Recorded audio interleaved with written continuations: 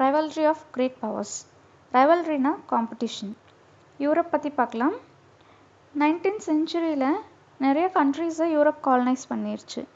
1880ல் நிறைய ஏஷியன் கண்ட்ரீஸை Europe colonise பண்ணிருச்சு எக்ஸப்ட் ஆஃப்ரிக்கா. 1881 to 1914ல் ஆஃப்ரிக்காவையும் போய் காலனைஸ் பண்ணிருச்சு. காலனைஸ் பண்ணது மட்டும் இல்லாமல் யூரோப்பியன் கண்ட்ரீஸ்குள்ளே ஆஃப்ரிக்காவை டிவைட் பண்ணிக்கிட்டாங்க. லேட்டர் ஹாஃப் ஆஃப் 19th செஞ்சுரியில் யூரோப்பில் டாமினேட்டிங் பொசிஷனில் எது வந்ததுன்னு பார்த்தீங்கன்னா ஜெர்மனி தான். ஸோ வேர்ல்டு மொத்தமும் இம்பீரியலிஸ்ட் பவர்ஸ்னால் ஆக்கியபை ஆனாங்க. ஸோ இம்பீரியலிஸ்ட் பவர்ஸ்குள்ளே நிறைய காம்படிஷன் வந்தது. 1870க்கு அப்புறம் England, France, Belgium, Italy, Germany இவங்கெல்லாம் காலனிஸ்க்காக சண்டை போட்டுக்கிட்டாங்க. Clashes amongst great powers. England பார்த்திங்கன்னா ஜெர்மனி கூடயும் யூஎஸ் கூடயும் காம்படிஷனில் போயிட்டு இருந்தது. ஏன்னா அந்த ரெண்டு கண்ட்ரீஸும் கூட்ஸை சீப்பராக மேனுஃபேக்சர் பண்ணியிருந்தாங்க. அதனால இங்கிலாண்டோட மார்க்கெட்ஸ் எல்லாம் அவங்க கேப்சர் பண்ணி வச்சுக்கிட்டாங்க. அதனால இந்த 3 கண்ட்ரீஸ்க்கும் நடுவில் நிறைய கிளாஷஸ் வர ஆரம்பிச்சிது. எங்கேன்னு பார்த்தீங்கன்னா ஏஷியா, ஆஃப்ரிக்கா, யூரோப் இந்த கண்ட்ரீஸில் அவங்களுக்குள்ள கிளாஷஸ் வர ஆரம்பிச்சிது. Asia, the rise of Japan. 1867 to 1912 இந்த காலத்தில் ஏஷியாவிலேருந்து ஜப்பான் மட்டும் நிறைய வெஸ்டர்ன் நேஷன்ஸுக்கு ஈக்குவலாக வர ஆரம்பித்தாங்க. அவங்களோட ரூலிங் மட்டும் ஓல்டு ஃபேஷன்டாக இருந்தது. ஆனால் மற்ற டெவலப்மெண்ட்ஸ், மாடர்ன் டெவலப்மெண்ட்ஸ் அதெல்லாம் பார்த்திங்கன்னா வெஸ்டர்ன் நேஷன்ஸ்க்கு ஈக்குவலாக இருந்தது. மாடர்ன் டெவலப்மெண்ட்ஸ்னால் இந்த எஜுகேஷன் சிஸ்டம், அவங்க ப்ரொடியூஸ் பண்ணுற மிஷினரி, அவங்களோட ஆர்மி, நேவி இது எல்லாமே பார்த்திங்கன்னா வெஸ்டர்ன் நேஷன்ஸ்க்கு ஈக்குவலாக கொண்டு வந்தாங்க, அட்வான்ஸ்டாக இருந்தாங்க. அதனால் ஜப்பானும் பார்த்திங்கன்னா யூரோப் மாதிரி இம்பீரியலிசம் ஃபாலோ பண்ண ஆரம்பித்தாங்க. இம்பீரியலிசம்னா ரிச் கண்ட்ரி மற்ற கண்ட்ரிஸ் எல்லாம் கண்ட்ரோல் பண்ணணும்னு சொல்லியிருந்தேன். ஸோ ஜப்பான் பார்த்திங்கன்னா எல்லாத்துலேயுமே மாடர்னைஸ் ஆனனால அவங்க இம்பீரியலிசம் ஃபாலோ பண்ண ஆரம்பிச்சிட்டாங்க. 1894ல் சைனா மேலே வார் ஆரம்பித்தாங்க ஜப்பான். அதுக்கு பேர் தான் சைனோ ஜப்பானீஸ் வார். அது 1894 to 1895 நடந்தது. அதில் ஜப்பான் சைனாவை டிஃபீட் பண்ணிருச்சு. ஸோ வேர்ல்டுக்கே அது ஒரு சர்ப்ரைஸாக இருந்தது ஜப்பான் டிஃபீட் பண்ணது. ரஷ்யா, ஜெர்மனி, ஃப்ரான்ஸ் இவங்கெல்லாம் ஜப்பானை வார்ன் பண்ணாங்க. ஆனால் ஜப்பான் லியோட்டன் பெனின்சுலாவையும் போர்ட் ஆர்த்தூரையும் கேப்சர் பண்ணிக்கிட்டாங்க. ஸோ ஈஸ்ட் ஏஷியாலேயே ஜப்பான் இப்போ ஸ்ட்ராங்கஸ்ட் ஆயிடுச்சு. யூரோப் ஜப்பான் மேலே ப்ரெஷர் போட்டுச்சு. அதனால ஜப்பான் போர்ட் ஆர்த்தூரை விட்டு கொடுக்குற நிலைமைக்கு வந்தது. இந்த ஜப்பான் போர்ட் ஆர்த்தூரை விட்டு கொடுக்கவும் ரஷ்யா என்ன பண்ணுச்சுன்னா பெரிய ஆர்மியை மஞ்சூரியாவுக்கு அனுப்பிச்சி வச்சிச்சு. இதெல்லாமே பார்த்தீங்கன்னா சைனாவில் இருக்கிற பிளேசஸ் தான். லியோட்டன் பெனின்சுலா, போர்ட் ஆர்த்தூர், மஞ்சூரியா இதெல்லாமே சைனா அண்ட் அரௌண்ட் சைனா இருக்கிற பிளேசஸ்.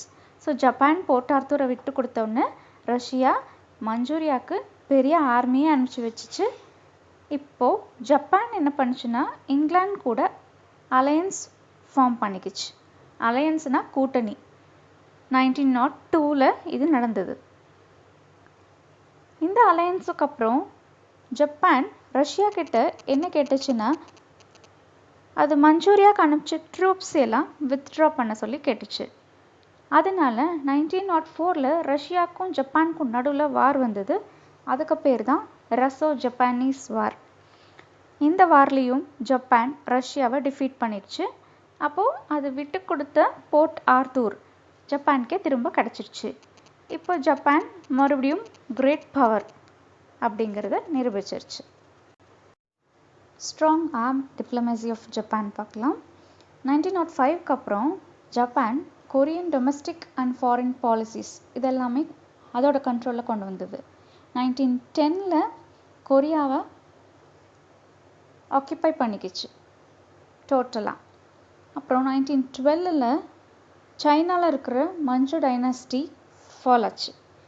மஞ்சு டைனாஸ்டினா மஞ்சூரியன் கிங் ரூல் பண்ணிகிட்டு இருந்திருப்பாங்க இல்லையா, அது ஃபால் ஆயிடுச்சு. அப்போது ஜப்பான் அதோட பவர்ஸை எக்ஸ்பேண்ட் பண்ணுறதுக்கு வசதியாக இருந்தது. ஷான்டுங் பெனின்சுலான்னு ஒன்று இருந்தது சைனாவில். ஸோ அதை ஜெர்மனி கண்ட்ரோல் பண்ணி வச்சுருந்தது. இப்போ ஜப்பான் போய் சைனாவை ஆக்கியபை பண்ண ஆரம்பித்தோடனே அந்த ஷான்டுங் பெனின்சுலாவில் இருந்த ஜெர்மனோட ரைட்ஸ் எல்லாமே ஜப்பானுக்கு ட்ரான்ஸ்ஃபர் ஆச்சு. அதுவும் இல்லாமல் சைனீஸ் கவர்மெண்ட்டுக்கு ஜாப்பனீஸ் அட்வைசர்ஸை போட்டுக்கிட்டாங்க. இதுக்கப்புறம் ஜப்பான் சைனா மேலே வார் ஆரம்பிச்சது. அதே மாதிரி யூரோப் மேலேயும் வார் ஆரம்பிச்சது. Next colonisation and it's fall out பார்க்கலாம். 1876 10% ஆஃப் ஆஃப்ரிக்கா யூரோப் கடியில் வந்தது. 1900 ஹோல் ஆஃப் ஆஃப்ரிக்காவும் யூரோப் காலனைஸ் பண்ணிடுச்சு. அதில் மோஸ்ட் ஆஃப் தி ஆஃப்ரிக்காவை டிவைட் பண்ணிக்கிட்டாங்க European countries. Britain, France, Belgium இதெல்லாம் தான் மேக்ஸிமம் டிவைட் பண்ண கண்ட்ரிஸ். ஃபியூ ஏரியாஸ் பார்த்திங்கன்னா ஜெர்மனியும் இட்டாலியும் டிவைட் பண்ணிக்கிட்டாங்க. இப்போ பிரிட்டன், ஃப்ரான்ஸ், ரஷ்யா, ஜெர்மனி இவங்க எல்லாருமே சேர்ந்து சைனாவை காலனைஸ் பண்ணி வச்சுருந்தாங்க. ஜப்பான் கொரியாவையும் தைவானையும் காலனைஸ் பண்ணிக்கிச்சு. இண்டோ சைனாவை ஃப்ரான்ஸ் கான்கயர் பண்ணிக்கிச்சு. யூஎஸ் பார்த்திங்கன்னா ஸ்பெயினில் இருந்து ஃபிலிப்பைன்ஸை மட்டும் கான்கயர் பண்ணிக்கிச்சு. பிரிட்டனும் ரஷ்யாவும் ஈரானை பார்ட்டிஷன் பண்ணிக்கிட்டாங்க. ஃப்ரான்ஸ் அல்ஜீரியாவையும் செனிகலையும் கான்கயர் பண்ணிக்கிச்சு. ஜூலஸ் 1879 பிரிட்டிஷை டிஃபீட் பண்ணிடுச்சு. 1884 சூடானிஸ் ஆர்மி பிரிட்டிஷை டிஃபீட் பண்ணிச்சு. 1896 இட்டாலியன் ஆர்மியை எத்தியோப்பியன் ஆர்மி டிஃபீட் பண்ணுச்சு. ஸோ இவ்வளோ காலனைசேஷன்ஸும் நடந்துச்சு. தேங்க்யூ.